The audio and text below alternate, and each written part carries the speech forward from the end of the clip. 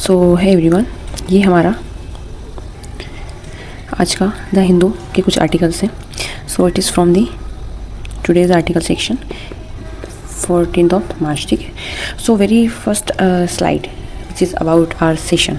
It is nothing more than only for revision that here the Galgotia University hypocrisy exposed. I have been already made a session over this particular university's hypocrisy kind of exposed mindset kind of. तो यहाँ पे क्या जो China का जो एक dog था उसको, अब उसका क्या नाम था, please let me know in the comment section. तो उसके बारे में उसको लाके इन लोगों ने, जो कि एआई सबमिट हो रहा था हमारा न्यू दिल्ली, ठीक है, दिल्ली में जो हमारा क्या हो रहा था, एआई सबमिट हो रहा था, वहाँ पे इसको प्रेजेंट किया इस यूनिवर्सिटी के थ्रू. ये गलगोटिया जो यूनिवर्सिटी है ये यूपी की यूनिवर्सिटी है. सो यूपी सीएम कौन है ये इंपॉर्टेंट हो जाता है, और जो यूपी है वहाँ की जो कैपिटल है वो है लखनऊ. ठीक है. तो ये बेसिक चीज़ है.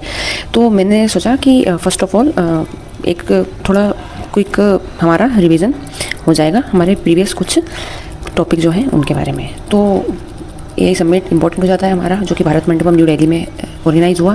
डिफरेंट कंट्री से वहाँ पे लोग रहे, वहाँ पे पार्टिसिपेट किए हैं, डिफरेंट यूनिवर्सिटी के स्टूडेंट ने वहाँ पे किया है. और ये नेहा सिंह है, प्रोफेसर नेहा सिंह, जिनको लेके बहुत कंट्रोवर्सी हो गई थी. ठीक है. फिर हम बात करेंगे हमारे कुछ आर्टिकल जो कि Paris, Kabul, London and Washington. फिर हम बात करेंगे कैसे एजेंशियल कमोडिटी एक्ट के अंडर में, क्योंकि अभी हमें पता है due to the West Asia war LPG shortage चल रहा है और कई लोग होर्डिंग कर रहे हैं. होर्डिंग मतलब होता है एक्स्ट्रा रख लेना काइंड ऑफ, है ना. ये चीज़ें हैं, हम इसके बारे में भी देखेंगे.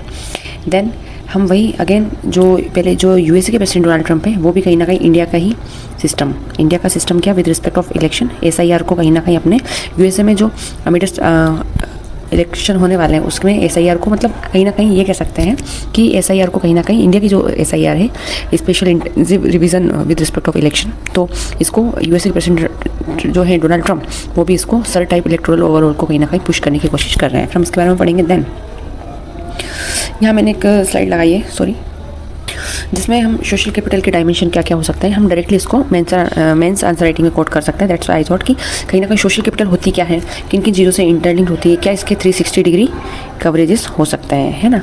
देन हम पढ़ेंगे कि जो हमारी finance minister Mrs Nirmala Sitharaman madam है, इन्होंने अभी due to the West Asia crisis 57,381 CR जो कि फंड है एलोकेट करने की बात की है according to the global headwinds. ठीक है. इसके बारे में हम पढ़ने वाले हैं. देन वापस से एलपीजी सिलेंडर जो कि स्टेट ऑफ हॉर्मुज में लास्ट 3-4 डे से बस again and again state of Hormuz के ऊपर या तो रील्स डाल रही हूँ या फिर कहीं ना कहीं हमारे जो लेक्चर्स चल रहे हैं करंट अफेयर सेशन जो मैं रोज़ लेती हूँ, टाइम फिक्स नहीं है, whenever I get free I take the session. Okay. तो again and again I have talk about the Persian gulf, state of Hormuz, gulf of Oman kind of. तो ये आप प्रीवियस सेशन को go through कर सकते हैं, otherwise you can go through the Google baba too. तो वही स्टेट ऑफ हॉर्मुज कैसे ब्लॉक किया जा रहा है due to the USA Israel attack over the Iran, है ना. फिर क्यूबा कैसे कंफर्म कर रहा है यूएसए के साथ अपनी टॉक को, हम ये भी देखेंगे. देन अभी इंडिया की शीशल्स के साथ में एक एक्सरसाइज हुई है जिसका नाम है एक्सरसाइज लमियात है. इसमें तीनों फोर्सेज रहती हैं. ये चल रहा है 10 मार्च टू 22 मार्च. ठीक है. Then it is the map of the Seychelles. ठीक है. सीचल्स का ये मैप है, मेडागास्कर पर लोकेशन है, विक्टोरिया एंड माहे आइलैंड, ये इंडियन ओशन में इसकी लोकेशन है. तो हम ये पूरा देख सकते हैं. ठीक है. फिर यहाँ हमारा next north cousin, south cousin and Praslin islands हैं. इसके नॉर्थ में एराइड आइलैंड एंड इसके साउथ में मतलब क्यूरियोस आइलैंड है. मतलब प्रासलिन के नॉर्थ में 2 आइलैंड्स हैं. Wait a moment, Curieuse island and another is the Aride island. Okay. Then हम यूएसए ने बोला आप रशिया के साथ आपके जो अच्छे रिलेशन है उन्हें मेंटेन नहीं करना, मतलब रशिया का जो ऑयल आप बाय करते हो with respect of our country, मतलब I am just talking about the India. तो आपको नहीं रिलेशन अच्छे नहीं रखना है तो रखिए जो भी है, बट आप रशियन ऑयल नहीं बाय करेंगे. फिर आप कहाँ से बाय करेंगे, वेनेजुला. हम बार इस आर्टिकल को देख चुके हैं. आप यूएसए ने ग्रांट कर दिया waiver to the other nations to buy Russian oil, कि हाँ कोई नहीं, आप रशिया से क्या कर सकते हैं, अपने जो ऑयल को आप बाय कर सकते हैं.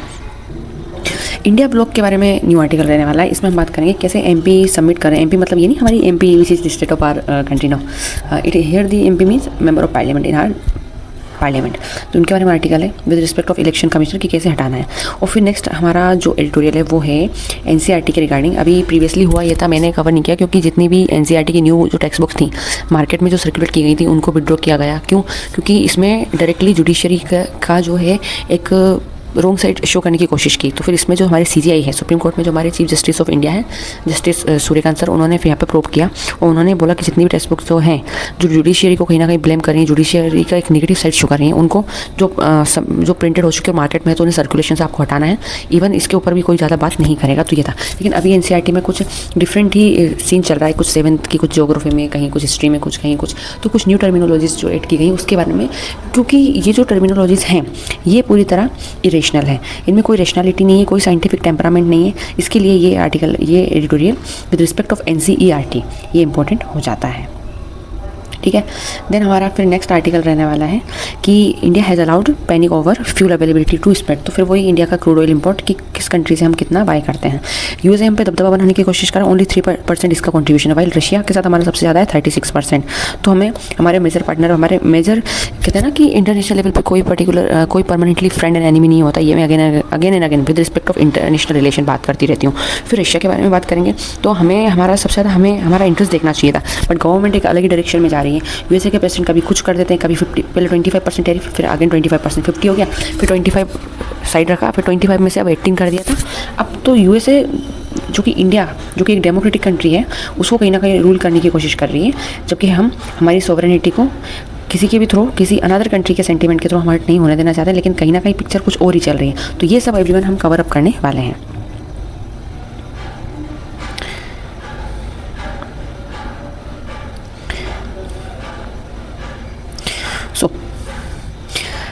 Paris, France capital is the Paris. तो Iran drone kills French soldier. हुआ क्या, ईरान के लीडर को आयतुल्ला खामेनी को मारा, उनके न्यू लीडर आ चुके हैं और गल्फ ऑफ हॉर्मुज को पूरी तरह ब्लॉक कर दिया। वहाँ से कोई एक्सपोर्ट इंपोर्ट नहीं होगा, कोई भी शिप वहाँ से पास नहीं होगी। लेकिन ईरान का जब ड्रोन अटैक हुआ तो वहाँ के फ्रेंच के सोल्जर मारे गए वहाँ पे। And Iraq autonomous Kurdistan area, तो ये कुर्दिस्तान जो कि कुर्द कम्युनिटी के लिए फेमस है, इसके लिए भी जाना जाता है। तो ईरान की कैपिटल क्या हो जाती है, ईरान के लीडर क्या है, ये सब हमें स्टेट ऑफ हॉर्मुज हमें अच्छे से पता होना चाहिए। तो अभी न्यूज़ में क्यों है ये न्यूज़, क्योंकि ईरान का एक ड्रोन था, उसने फ्रेंच के सोल्जर को इराक के ऑटोनोमस कुर्दिस्तान रीजन में मार दिया है, ठीक है। His commanding officer said on Friday after president Emmanuel Macron confirm the first French military death. तो जो फ्रेंच के प्रेसिडेंट हैं जो कि इमैनुअल मैक्रोन हैं, तो अभी हमारे दिल्ली में भी हमारे आए थे विजिट के लिए, ये भी हमें चीज़ें याद रखनी है। तो इन्होंने कन्फर्म किया कि पहला फ्रेंच मिलिट्री डेथ यहाँ पे हुई है due to the West Asia war, तो इसलिए ये न्यूज़ में है। नेक्स्ट यहाँ पे US इजराइल के अटैक के चक्कर में अफगानिस्तान और पाकिस्तान को सब भूल गए हैं, तो इसलिए ये एक न्यू आर्टिकल है जो बात करता है अफगानिस्तान और पाकिस्तान के जो स्ट्राइक के बारे में। तो अफगानिस्तान अक्यूज़ करता है पाकिस्तान को कि टारगेट क्या है उनके होम को इन एयर स्ट्राइक, ठीक है। Here you can see Afghanistan Taliban regime क्यों बोल रहा है, क्योंकि तालिबान रूल अब यहाँ कर रहा है कब से, 2021 से, और जैसे ही तालिबान रूल में आता है US यहाँ से कल्टी मार जाता है। तो अफगानिस्तान यहाँ पे जो कि तालिबान रिजाइम में अक्यूज़ करता है पाकिस्तान की मिलिट्री को of targeting homes and fuel depots in overnight air strike. जो काबुल, अफगानिस्तान की कैपिटल है काबुल, यहाँ पे इनके फ्यूल के जो डिपोट्स हैं इनके होम्स के ऊपर इनको टारगेट किया है और इनके ऊपर एयर स्ट्राइक की है। तो इनका बहुत सारा लॉस हुआ है कई लेवल पे, कई कैजुअलिटीज़ भी हैं। So London is the capital of the UK defence minister says Putin मतलब Russian president Vladimir Putin hidden hand behind Iran tactics. तो यहाँ पे कहीं ना कहीं UK के जो डिफेंस मिनिस्टर हैं जॉन हेली सजेस्ट करते हैं that the Russia was influencing Iran use of drone attack. तो कहीं ना कहीं रशिया इन्फ्लुएंस कर रहा था ईरान के यूज़ ऑफ ड्रोन अटैक्स को इन दी वॉर। तो इसके बारे में यहाँ पे इस आर्टिकल को मेंशन किया है। Then Washington, everyone Washington is the capital of the USA। तो यहाँ पे ईरान के जो न्यू सुप्रीम लीडर हैं वो हर्ट हुए हैं, लाइकली डिसफिगर्ड सेज पीट हेक्सेट। तो ईरान के जो न्यू सुप्रीम लीडर हैं मुस्तफा खामेनी, याद रखना, is bounded and likely disfigured US secretary of war Pete Hegseth said on Friday, questioning Mister Khamenei ability to govern after nearly 2 weeks of US and Israel attacks on Iran. तो यहाँ पे ये mention किया है। Next हमारा under the essential commodities act जो कि 1955 का था, ठीक है। इसमें कुछ अभी अमेंडमेंट भी आए हैं 2020 के अकॉर्डिंग, ठीक है। तो इसमें यहाँ पे बात की कि जो सेंटर है वो इन्वोक कर रहा है essential commodities act to privatise करना हमारे नेचुरल गैस हुए अलोकेट करना टू सर्टेन सेक्टर्स में। तो जो 30% जो हमारा है इंडिया का ओवरऑल नेचुरल गैस कंजप्शन, ये हमारे स्टेट ऑफ हॉर्मुज से आ रहा है, मतलब 100 में से लगभग टोटल 30। तो ये कहाँ से आ रहा है via the state of Hormuz, तो इसलिए ये न्यूज़ में है।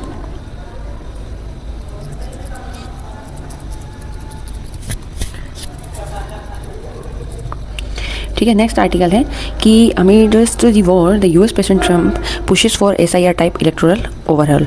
तो यहाँ पे कहीं ना कहीं USA के प्रेसिडेंट भी हमारे सिस्टम को कहीं ना कहीं अपहोल्ड करने की कोशिश कर रहे हैं. So let's see the article.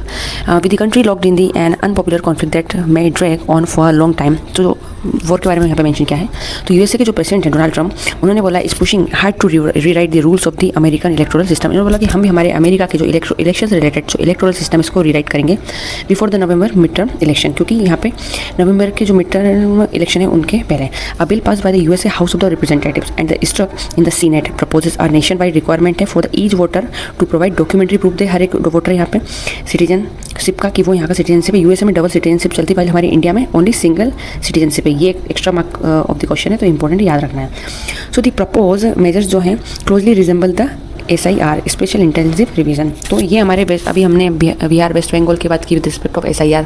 तो अभी पूरे ऑल ओवर इंडिया में ये सिस्टम चल रहा है. तो कहीं ना कहीं हमारे ये सिस्टम को अपहोल्ड करने की कोशिश किया, मतलब कहीं ना कहीं अपहोल्ड करने की कोशिश की बाय द यूएस प्रेसिडेंट, क्योंकि यहाँ पे अभी इलेक्शन होने वाले हैं. इसमें होगा क्या क्या, अब ये तो उनकी सीट्स के बारे में मेंशन किया है ये वाला पोर्शन, लेकिन यहाँ पे बात वही की है कि there is no ambiguity in the existing law that only US citizen may register and vote. तो यहाँ पे एम्बिग्यूटी नहीं होनी चाहिए एग्जिस्टिंग लॉ में दैट ओनली यूएस के जो सिटीजन है may register and vote, but documentary proof of citizenship होना चाहिए. Sorry, documentary proof of the citizenship is not required in most state, कि केवल आपने डॉक्यूमेंट दे दिया enough. No, it is not more than enough. So voter must prove their identity. Voters को अपनी identity prove करनी पड़ेगी, अपनी रेजिडेंसी वो कहाँ रह रहे हैं ये प्रूव करना पड़ेगा, एंड एज के बारे में बताना पड़ेगा. And most voter registration are processed through the voter vehicle bureau transaction online registration portals. तो यहाँ पे भी ऑनलाइन रजिस्ट्रेशन होगा. तो ये है यूएसए के बारे में. नेक्स्ट हम देख लेते हैं ये कुछ हमारे सोशल कैपिटल क्या क्या होती हैं.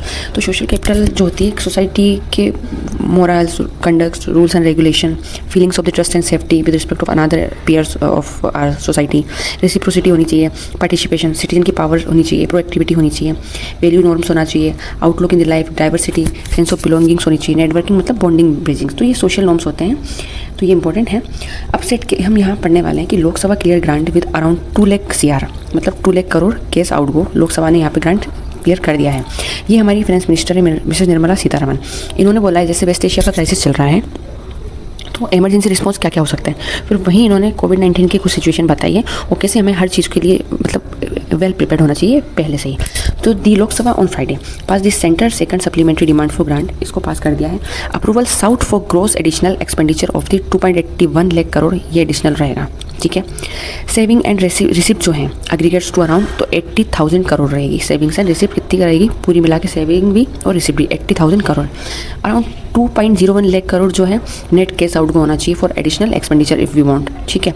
और अमाउंट टोटल कितना है, ये है 57,381 CR मतलब करोड़. तो सेंटर ने सेट किया है कितना amount, 57,381 CR to address global headwinds की कितनी डिस्ट्रप्शन चल रही है, हमारा सप्लाई चेन डिस्टर्ब हुआ इसके बारे में, अनएंटिसिपेटेड सिचुएशन, ग्लोबल अनसर्टेनिटीज़ को माइंड करते हुए. ठीक है. तो ये सब चीज़ें यहाँ पे मेंशन की है. देन यहाँ पे स्ट्रॉन्ग फ्रेमवर्क की बात की है और कोविड-19 को कहीं ना कहीं इस सिचुएशन से एसोसिएट करने की कोशिश की है कि हमें वेल प्रिपेयर्ड होना चाहिए. That's why this allocated fund is required. Okay. So strong framework. The minister said policy initiative undertaken post COVID-19 made sure that the economy recovered well and help the government strengthen the macro economic framework. अगर government macro economic framework बनाती है तो कोविड-19 situation का यहाँ पे example दिया है, अगर उससे हमारे पास बफर स्टॉक नहीं होता तो कहीं ना कहीं फूड क्राइसिस ज़्यादा और ज़्यादा लेवल पे वो देखा जा सकता था. फिर हमने कैसे देखा कि फर्स्ट वेव आई, फिर उससे ज़्यादा क्रूशियल रही सेकंड वेव. तो फिर वैक्सीन के डोजेस भी दिए गए. अभी सीरम की जो कोविशील्ड है उसके रिगार्डिंग भी आर्टिकल था कि कई लोगों की जो डेथ हुई है उनको कॉम्पनसेट करना काइंड ऑफ. तो मतलब कई लोग जो डेथ हुई है तो कई लोग इसको बताने की जो सेकेंड डोजेज रहे हैं कहीं को 3 डोजेस लगे तो जिसके थ्रू ये दिए जा रहे हैं, तो कहीं ना कहीं अगर इसके बाद जो कैजुअलिटीज़ हुई तो मोर और लेस यही रिस्पॉन्सिबल है. तो ये कहीं ना कहीं कंट्रोवर्सी न्यूज़ में भी चल रही थी. ठीक है. तो मिनिस्टर ने कहा है कि जो पॉलिसी इनिशिएटिव रहे हैं अंडर द पोस्ट कोविड-19 मतलब कोविड-19 के बाद वाली सिचुएशन, इसने श्योर किया है कि इकोनॉमी जो रिकवर की है वो अच्छे से रिकवर की है and help the government strengthen the macro economic framework. और इसने कहीं ना कहीं गवर्नमेंट की भी हेल्प की है कि मैक्रो इकोनॉमिक फ्रेमवर्क रेडी किए जाए. ठीक है. इसलिए ये यहाँ पे इंपॉर्टेंट हो जाता है. नेक्स्ट एक्स्ट्रा एक्सपेंडिचर की बात की है कि would not entail the centre's fiscal deficit कहीं ना कहीं नहीं जाएगा, target being missed. Okay. So in her budget speech on 1 फरवरी, क्योंकि हमें पता है हमारा फाइनेंशियल ईयर स्टार्ट होता है फाइनेंशियल ईयर हमारा 1 अप्रैल टू 31 मार्च हमारा फाइनेंशियल ईयर होता है और 1 फरवरी के बजट रखा था. तो यहाँ पे इन्होंने अपने साइड से जो भी इनको जो as she is the finance minister of our country Mrs Nirmala Sitharaman, जिन्होंने अपने पॉइंट्स रखे थे। तो फर्स्ट बजट हमारा कब पुट किया गया था, please let me know in the comment section everyone. तो ये पूरा आर्टिकल का जिस्ट है। देन फिर यहाँ पे क्यूबा अभी यूएसए के साथ अपने रिलेशन अच्छे करने की कोशिश कर रहा है, क्योंकि इसे कहीं ना कहीं एनर्जी क्राइसिस को ये भी फेस कर रहा है। तो क्यूबा ने कंफर्म किया है talks with US as islands energy crisis version. तो क्यूबा ने यहाँ पे अभी बात की यूएस की गवर्नमेंट से कि प्रेसिडेंट जो मिगुएल डायज कैनाल हैं क्यूबा के, है ना, अब क्यूबा कहाँ है, किस कॉन्टिनेंट में लाई करती है, please let me know in the comment section. तो यहाँ पे हुआ क्या, पहले क्यूबा की एक मिसाइल रीज़न था, क्यूबा की जो मिसाइल एक रीज़न में बनी थी जिससे यूएसए क्यूबा से बहुत चिढ़ता था। लेकिन अभी एनर्जी क्राइसिस हो रहा है और अभी यूएसए इजराइल अटैक किए हैं वेस्ट एशिया, मतलब ईरान में। तो वेस्ट एशिया में और पूरी वर्ल्ड वाइड जो सिनेरियो है विद रिस्पेक्ट ऑफ, स्पेशली अगर बात करूँ तो एनर्जी के रिस्पेक्ट में, तो कहीं ना सब जगह क्राइसिस है। तो यहाँ रिलेशन अच्छे से मेंटेन करने की कोशिश की है कहीं ना कहीं। और एक डिफरेंसेस जो हैं दो नेशंस के बीच में, इनको कहीं ना कहीं with respect of bilateral differences को डायलॉग के थ्रू, कॉन्वर्सेशन के थ्रू एक अच्छा पेज इसको देने की कोशिश की जा रही है। ठीक है, फिर नेक्स्ट आर्टिकल है कि Indian flagged LPG career crosses straight of Hormuz. हुआ क्या, इंडिया की एक शिवालिक है, ठीक है, शिवालिक जो है इंडिया के एक फ्लैग्ड एलपीजी कैरियर है। इसमें जो कार्गो कैरिंग कैपेसिटी लगभग मोर देन 54,000 टन की यहाँ पे बात की है। इसके अंदर कार्गो कितना कैरी है, 54,000 टन। तो ये स्ट्रेट ऑफ हॉर्मुज से क्रॉस कर लिया है on Friday's night according to the marinetraffic.com, an online portal है जिसमें हम हमारे जो फॉरेन से हमारे जो ट्रेड हो रहे हैं किस किस रूट से हो रहा है, तो पूरा इसमें डेटा रहता है। तो एक अच्छी बात है। शिवालिक जो कि 55,000 tonne of cargo could amount to nearly 1 day of India's LPG import. तो इम्पोर्टेंट है कि अच्छी बात है, मतलब इज़ अ गुड न्यूज़ कि शिवालिक जो है हमारी इंडियन फ्लैग एलपीजी कैरियर जो लेके आ रही थी वो यहाँ से पास हो गई है। तो this is a good news for us, क्योंकि हमें पता है अभी एलपीजी सिलेंडर को लेकर बहुत क्राइसिस चल रहा है। अब बात करते हैं नेक्स्ट, इंडिया और सीशेल्स जो हैं कैरी आउट करते हैं एक जॉइंट मिलिट्री एक्सरसाइज, मतलब यहाँ पे आर्मी की बात की जा रही है। तो ये 11th एडिशन था India Seychelles joint military exercise, और मिलिट्री एक्सरसाइज का नाम था लामितिया, ठीक है, लामितिया 2026, ठीक है, being conducted at the Seychelles defence academy from 10 to 22 March इसको कंडक्ट किया गया। ये 11th एडिशन था, ठीक है। तो ये याद रखना। और यहाँ पे तीनों सर्विसेज हमारी इंडियन आर्मी भी है, शॉर्ट में लिख रही हूँ, नेवी भी है, और हमारी एयरफोर्स भी है इनके साथ में, ठीक है। और लोकेशन याद रखनी है हमें, क्या है लोकेशन, ये है सीशेल्स डिफेंस अकेडमी, और डेट जो है वो 10 मार्च to 22 मार्च है, ठीक है। ये था सीशेल्स हमारा इंडियन ओशन में लोकेशन इसकी, इसके साउथ में थोड़ा सा साउथ वेस्ट में इसके मेडागास्कर लाई करता है, देन इसके साउथ में विक्टोरिया, ठीक है। तो आपसे पूछ लिया कि ये अरेबियन सी में है या वे ऑफ बंगाल, कुछ भी पूछ सकते हैं, तो इंडियन ओशन में रहेगा, तो ये याद हमें रखना है। इसके कुछ मेन आइलैंड्स हैं, let's me zoom it out. अब US grants waiver to other nations to buy Russian oil. अभी हमें पता है अमेरिका जो राइजिंग ऑयल प्राइसेस हैं वो बढ़ते जा रहे हैं। द ट्रम्प एडमिनिस्ट्रेशन ने अभी अनाउंस किया कि टेम्पोररीली आपको ऑथोराइज किया जाता है कि अदर कंट्रीज़ को भी परचेज रशियन ऑयल करेंटली आप ले सकते हैं स्ट्रैंडेड एट सी, ठीक है। तो ये इसलिए यहाँ पे इंपॉर्टेंट है। यहाँ पे 5 March the USA had issued a 30 day का वेवर दे दिया है अलाउिंग इंडिया को टू बाय रशियन ऑयल, कि आप इसमें इंडिया भी इंक्लूडेड है, कि 30 दिन के आपको हम राहत दे रहे हैं, एहतियात बरत रहे हैं कि आप रशिया से ऑयल बाय कर लीजिए। Having previously imposed heavy sanctions हैं related to the war in Ukraine. तो रशिया यूक्रेन का वॉर चल रहा है। 2014 में रशिया ने क्रीमिया को अपने अंडर कंट्रोल कर लिया। इसके बाद से ये कंडीशन और फिर कहीं ना कहीं यूक्रेन हमारा नाटो का पार्ट नहीं होना चाहिए, इसलिए भी, तो कहीं ना कहीं क्योंकि नाटो का एक आर्टिकल 5 है। आर्टिकल 5 कहता है अगर एक मेंबर पे भी अटैक किया गया तो उस मतलब पूरी सेना आपके ऊपर चढ़ बैठेगी। तो कहीं ना कहीं नाटो का पार्ट रशिया नहीं चाहता कि यूक्रेन बने, और कहीं भी इसके पीछे बहुत सारे फैक्टर्स हैं। लेकिन अभी इंपॉर्टेंट ये है कि यूएस ने ग्रांट कर दिया कि आप, इंडिया भी उसमें है, कि आप अभी रशिया से आप ऑयल बाय कर सकते हैं। हमारे तो रिलेशन, क्योंकि हमें पता है हमने S-400 की बात की तो रशिया से हमारी है, ब्रह्मोस के बारे में बात करें तो हमारे तो वैसे भी रशिया के साथ अच्छे रिलेशंस रहे हैं। लेकिन वही वापस है कि इंटरनेशनल लेवल पे कोई परमानेंट फ्रेंड एंड एनिमी नहीं होता है। फिर इंडिया ब्लॉक की बात करते हैं। MP submit notice in parliament. यहाँ हुआ ये, इंडिया ब्लॉक के जितने भी एमपीज़ हैं उन्होंने पार्लियामेंट में नोटिस दिया कि हमें सीईसी को, चीफ इलेक्शन कमिश्नर को हटाना है, ठीक है। तो यहाँ पे SIR के रिगार्डिंग भी बात की है कि इन्होंने एक 10 पेज का एक नोटिस आया है जिसमें 7 चार्जेस लगे हैं, और अभी करंट CEC जो हैं वो हैं ज्ञानेश कुमार, ठीक है, ज्ञानेश कुमार हैं, ठीक है। तो सर के रिगार्डिंग भी है कि मिसलीड करने की कोशिश की है, हमें प्रॉपर हमारी बातें नहीं सुनी जाती हैं, पार्टीशनशिप किया जाता है, डिस्क्रिमिनेशन होता है conduct in the office, to deliberate obstruction किया जाता है इन्वेस्टिगेशन में, इलेक्शन से रिलेटेड कुछ भी होता है तो इलेक्टोरल फ्रॉड की बातें की हैं। तो 10 पेज का एक नोटिस साइन किया है CEC के अगेंस्ट में। करेंट CEC कौन है? ज्ञानेश, सॉरी ज्ञानेश कुमार सर, है ना। तो यहाँ डिफरेंट रूल्स एंड रेगुलेशन की यहाँ पे बात की है। फिर यहाँ पे आर्टिकल 324 जो कि free and fair election conduct कराने की बात की। आर्टिकल 324 से 329 इंपॉर्टेंट हो जाते हैं अगर हम इलेक्शन कमीशन ऑफ इंडिया की बात करते हैं, ठीक है। एडल्ट सफरेज किस आर्टिकल में यहाँ पे बोलते हैं कि 18 ईयर के अगर आप हो, 18 टू 18 मोर देन 18 आप यहाँ पे वोट करने के लिए एलिजिबल हो। Please let me know in the comment section.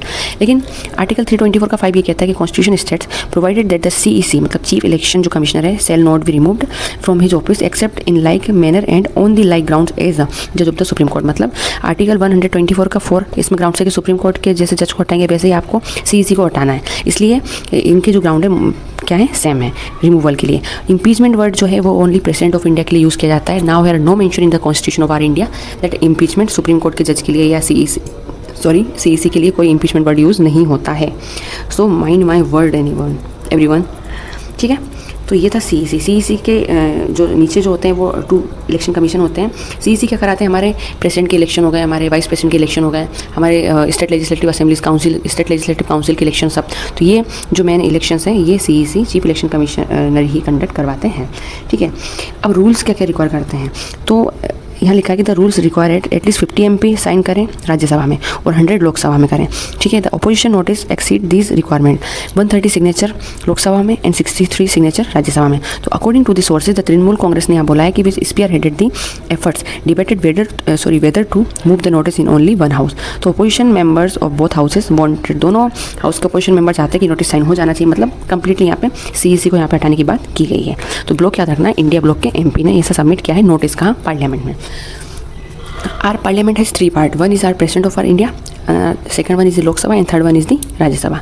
Lok Sabha is also known as the lower house of our parliament, and Rajya Sabha is also considered as the upper house of our parliament. Time period Lok Sabha का 5 year होता है, while Rajya Sabha के क्या procedure है, कितने member कितने year में हटते हैं, please let me know in the comment section, ठीक है। देन ये वही आर्टिकल कि जो डायरेक्टिव्स दिए हैं NCERT को, तो सुप्रीम कोर्ट के डायरेक्टिव्स ये हैं, उन्होंने क्रिटिसाइज़ किया है NCERT के टेक्स्ट बुक के कंटेंट को, ठीक है। कंटेंट जो है वो कहीं ना कहीं जुडिशरी की इंटीग्रिटी को वायलेट कर रहे हैं। Restriction on who can write about judiciary के बारे में कौन लिख सकता है, इसके ऊपर रेस्ट्रिक्शंस हैं। डिबेट ओवर एकेडमिक फ्रीडम, ठीक है। टेक्स्ट बुक न्यूट्रलिटी रखनी है। Broader controversy about political influence in the education. Everyone, education के बारे में थोड़ा मैं बताती हूँ। तो एजुकेशन जो था अर्लियर स्टेट लिस्ट का सब्जेक्ट था। फिर होता है 42nd amendment in the constitution year of 1976। Wait a moment, let me write down over here. तो 1976 में अमेंडमेंट होता है और इसको कौन करंट लिस्ट में ट्रांसफ़र कर दिया जाता है। मतलब हमारे 7th शेड्यूल में, मैं शॉर्ट में लिख रही हूँ शेड्यूल, चलो लिख देती हूँ। 7th शेड्यूल में 3 लिस्ट हैं। कितनी लिस्ट हैं? 3 लिस्ट हैं। एक स्टेट है, एक यूनियन है और एक कॉन्करेंट है। यूनियन में सेंट्रल गवर्नमेंट, स्टेट में स्टेट गवर्नमेंट, कॉन्करेंट में जो है दोनों गवर्नमेंट बनाती हैं। तो 7th शेड्यूल में ये मेंशन है। 42nd अमेंडमेंट होता है 1976 में और स्टेट लिस्ट से ये सब्जेक्ट उठा के एजुकेशन डाल देते हैं कॉन्करेंट में। तो आइए जस्ट होपिंग सो आपको चीज़ें समझ में आ रही हैं। ये लेक्चर थोड़ा लेंदी हो जाएगा, तो इस आर्टिकल को अगेन जो कि एक एडिटोरियल सेक्शंस हैं, क्या क्या एड क्या है, क्या क्या इशूज़ हैं, तो ये मैं अच्छे से नेक्स्ट सेशन में कवर करूँगी। Till then stay tuned, thank you so much.